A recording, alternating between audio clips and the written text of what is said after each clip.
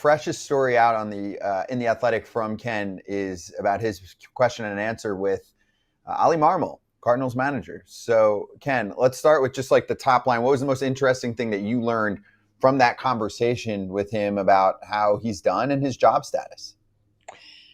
Well, a couple of things. The overriding thing to me was when I asked about his job status, he basically said he doesn't worry about that. And he said, I know it's a cliche. He indicated he knows people won't believe him. But the more he talked, and it's a lengthy interview, so you have to read the whole thing, but I did start to believe him, and I did understand where he was coming from. His point was, I go one day at a time, I do the best job I can, and the chips will fall. And I also asked him about the looming presences of Yadier Molina and Albert Pujols. Both have been public in their desire to manage, and Marmol said that doesn't worry him either. He has great relationships with both. I don't know that either is going to be hired by Chaim Bloom to be the manager. I would expect Oli Marmol would return next year, but those were two things that stood out. And then also, when I asked him what he needed to get better at, and he said, listen, I'm a direct communicator. And sometimes that can be really good. And sometimes with some of the younger players, it's too much. And I've got to be more compassionate and kind of show that I'm in the fight with them rather than I'm simply evaluating them. And I think all of these comments that he had and all the things that we talked about were really interesting, not just if you're a Cardinals fan, but if you're a baseball fan and you want to know how managers think and you want to see what they value as important. When I asked him what he needed to get better at, he didn't talk about anything in the dugout with regard to game management. What he talked about was what I just said, the communication part of it. And from so many managers today, that is indeed the most important piece. Do you think talking to him as long as you did for this interview and just knowing him and knowing other managers, do you think his style works in a big city, a big market, a New York, a Boston, where you're always under fire? St. Louis, you're kind of under fire, but if you're a 500 team, it's kind of like, it's not really your fault. It's Mozeliak or it's the ownership's fault. He was under fire the last two seasons. And remember, they missed the playoffs badly in 23, coming off a great year, his first year. And then 24, they were above 500, 83 and 79, but also missed the playoffs. So he does manage in a town that is very knowledgeable about the game. And while not as demanding, perhaps, as an East Coast kind of situation, it has its own demands. So I don't know that we have to worry about whether he can manage on the East Coast because I expect that he's going to stay with St. Louis. But I do think that, yes, he could manage in a bigger, more high-profile market as well. Ken, we were there on Saturday. I didn't see you do this interview, so I don't know that it really happened. But I did it Friday, AJ, before you arrived. Sorry, some of us were banana balling, Ken. That'd be perfect for you too. You could be the guy like the Eddie Goodell guy. Gets an automatic walk. But okay, here's what he gets it. He gets it. He got it. Ken could face the stilts pitcher. Ken could yes, face he the could pitcher do yes. Throws on stilts. Yes, he could do the great. stilts. Oh, that would be unbelievable. Sorry, Ken. Sorry, or Ken. they could do it the other way. I'm good with my current role, guys. I think I should stay with where I am. Okay. But, good. Here's what I want to know about Oli. You kind of hit on it just in your answer right there. But my thing is can you blame him? I think he's doing a pretty damn good job for the team he was given the last 2 years. I mean, Arenado is done for the year, I would think. I don't know that for sure, but there's no indication he's coming back anytime soon. A lot of their pitching has gone down. They traded away their team. They're still hovering around 500. I know they got swept by the Yankees, but I think he's doing a damn good job for the teams he's been handed. 22, he gets there. They still have a really good team. Goldschmidt wins the MVP, that whole thing. 23 they still have Wainwright and Yachty, and they're doing the whole thing, right? And then 24 and 25 come, and the team kind of, 23 Yachty was gone, I think, too, but whatever. They kind of, all right, we're not going to spend money. We're going to do this rebuild, whatever they want to call it, retool, whatever they're calling it in the Cardinal land. But how can you blame Oli? Managers are only as good as their players, and good managers can make good players better. But if you're you could be the greatest manager in the world, and you have a crappy team, and you get what you get out of him. I think Oli does a good job. Well, you guys were just talking to Evan Grant from the Dallas Morning News. Bruce Bochy is a good manager, and that team has underperformed. Not Bruce Bochy's fault.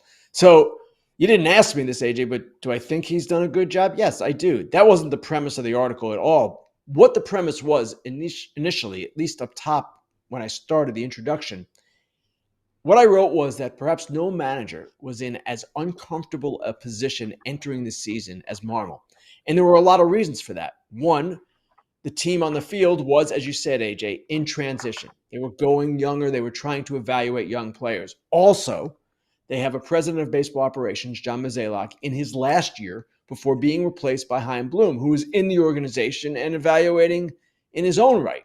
And then you had and have Pujols and Molina sitting out there, very public in their desires to manage. So from all of those perspectives, how he's handled it, all those different angles, I would say, yes, he's done very well. And the team has played probably better than a lot of us thought it would. So based on this year, I would expect that he is back next year. I don't know that Chaim Bloom is going to make a change just for the sake of change. I want my own guy. I don't know that he will do that right away. Ultimately, sure, that could happen. But for now, I would expect that Marmol would be back. Ken, I'm going to switch subjects here to one of my favorite times of the year based on an occurrence a couple years ago, and we coined it the dump deadline. So in less than 2 weeks, a team could put a player on waivers. It can happen now, which you reported about over the weekend. I'll get to in a sec.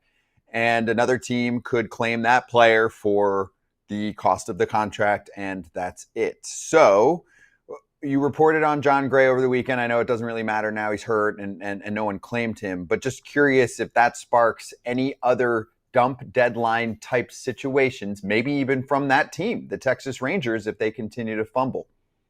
That's one team that I'm looking at, yes.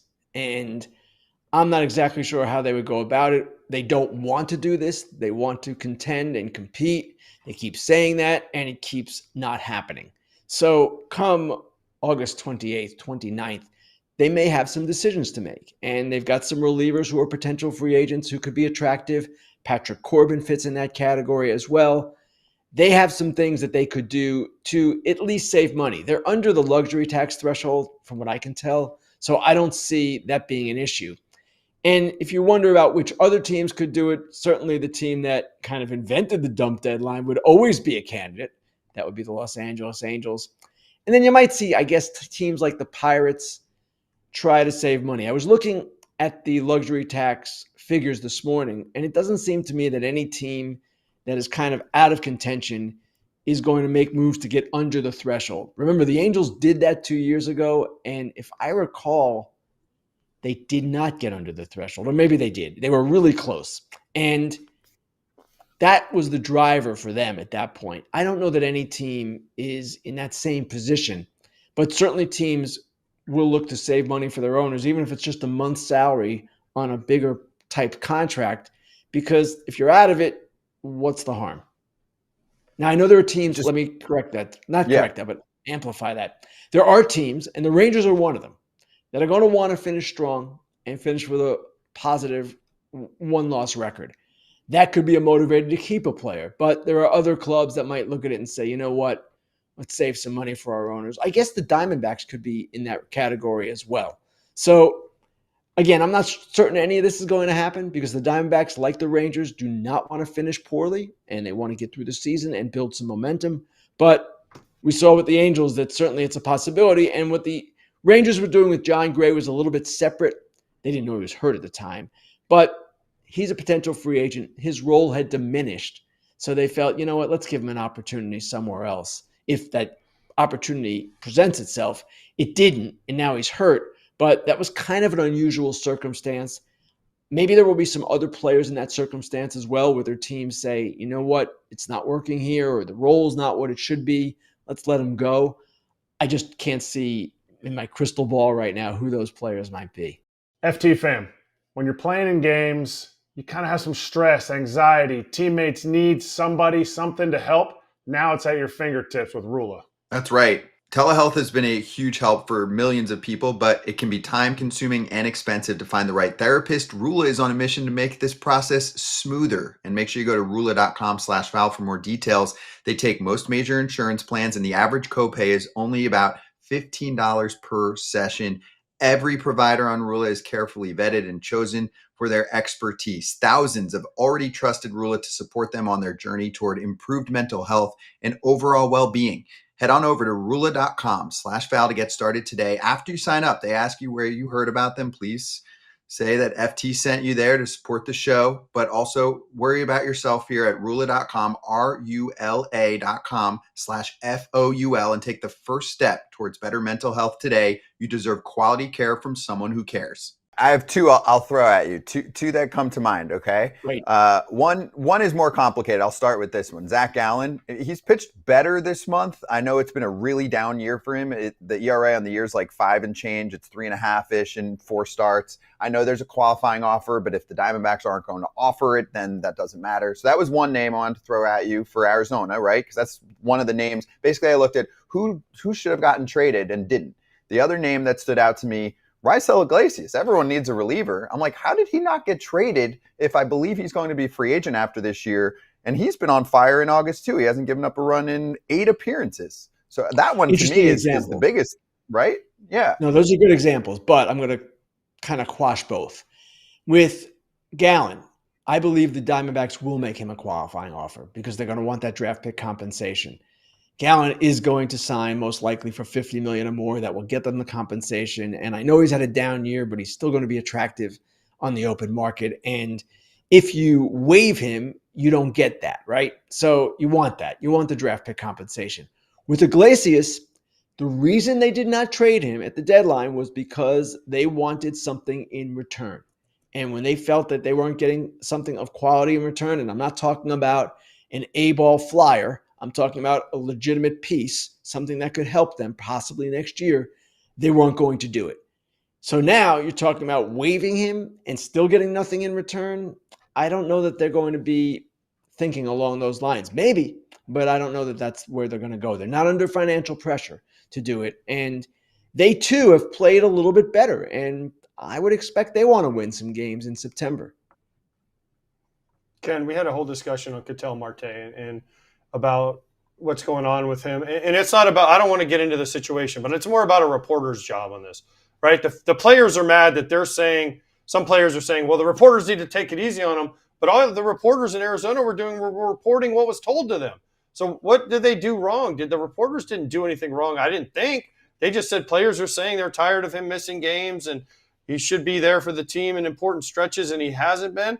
That's not on the reporters. Isn't that on the other players to tell them to stop talking about their own players and have their own meeting? No, don't yell at the reporters for that. First of all, the reporter who broke this story, Nick Piccolo from the Arizona Republic, is one of the better beat reporters in the country. He's really good. And for him to write that story, I would imagine he was hearing it not just a little bit and not just over a week's time, but over quite some time. And remember, this goes back to last year when he missed games right at the end of the season when they were right in the thick of a playoff berth. And for Nick to determine that this reaches the threshold for him to write, it had to be pretty noisy.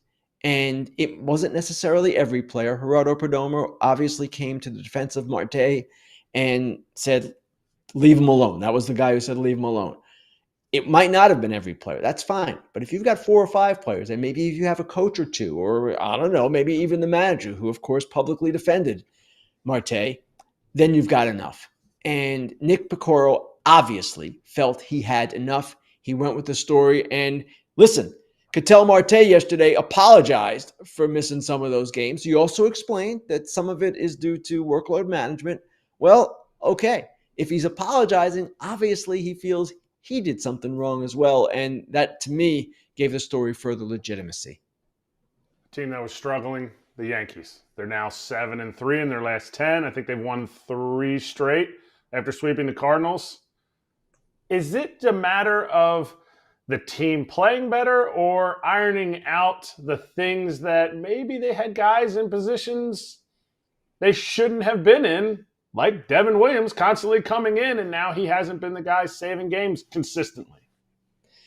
It's a little bit of a number of things. The schedule has something to do with it. They've won 5 of 6.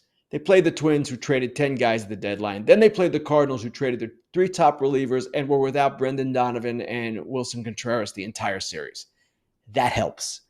It also reflects on what you are saying, Eric. Devin Williams now in a lower leverage role looked good the other day. It was Saturday, actually, in our game when he, I believe, struck out the side.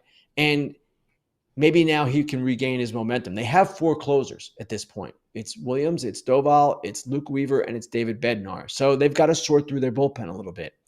And if Judge gets back on the field in a defensive posture this week, which is what they're talking about, possibly he gets back into the outfield, then you've got Judge in right, Grisham in center, and Bellinger in left. That's a good defensive outfield at that point. Even if Judge, as Aaron Boone said this morning, can't throw the way he once did for the rest of the season. So, yes, they have some good things happening. Ben Rice is a good thing happening, no question about that. Ryan McMahon has solidified third base. He hasn't necessarily hit the way they've wanted yet, but he too looks like a guy who's going to be a solid player for them. They've got Rosario coming back off the IL, possibly tonight, I believe. Anthony Volpe looking much better defensively, still streaky offensively. There are good things happening, and they are a good team. They just have to play like a good team, and that's something that they haven't done consistently until this past week.